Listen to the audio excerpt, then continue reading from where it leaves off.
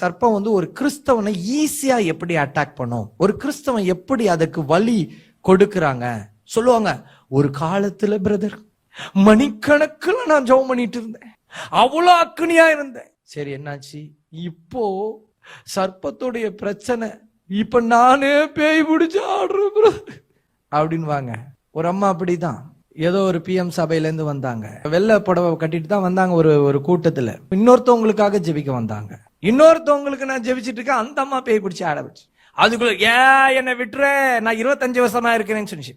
அப்ப நான் கேட்டேன், 25 வருஷமா எப்படி?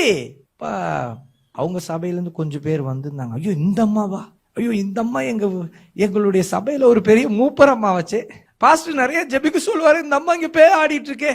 உடனே அந்த அம்மாக்குள்ளார இருக்க பிசாசு துரத்தை விட்டேன்.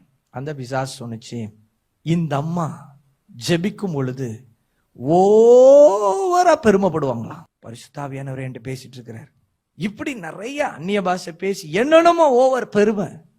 அந்த பிசாசு சொன்னிச்சு, ஏய் பெருமைக்கு யார் சொந்தக்காரங்க தெரியுமா? நான் தான் சொந்தக்காரன். இது ஏன் சொந்தமாயிடுச்சு.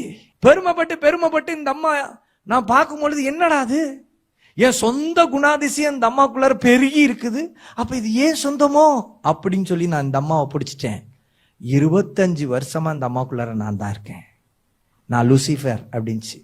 சில பேர் பிசாசு எப்படி அட்டாக் பண்ணும் அப்படின்னா, even you may be the prayerful person, நீங்க ஜெபிக்கிறவங்களா இருக்கலாம், இல்ல தீர்க்க தரிசனம் சொல்றவங்களாகவும் இருக்கலாம். இந்த பைபிளை பத்தி நீ என்ன கேட்டாலும் நான் அப்படியே விவரமா நான் சொல்லுவேன் அப்படின்னு சொல்லலாம்.